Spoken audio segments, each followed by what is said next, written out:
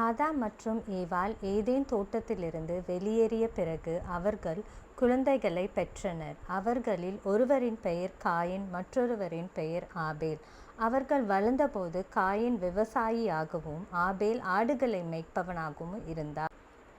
அந்த நாட்களில் மக்கள் கடவுளுக்கு அர்ப்பணிப்பாக பலிகளை எடுத்து வேதியில் வைத்தனர்.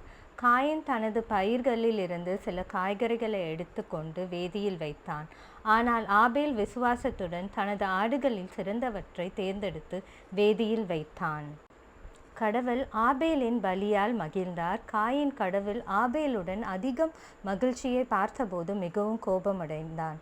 கடவுள் காயினின் கோபத்தை பார்த்து கூறினார், காயினே, நீ ஏன் இவ்வளவு கோபமாக இருக்கிறாய்?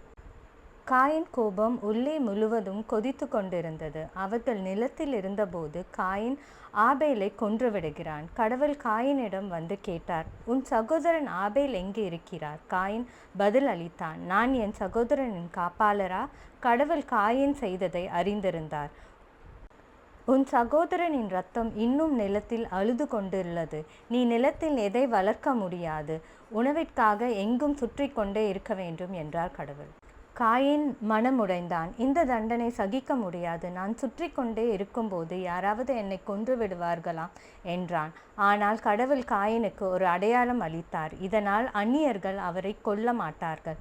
பின்னர் காயின் குடும்பத்திலிருந்து விலகி சென்றான்.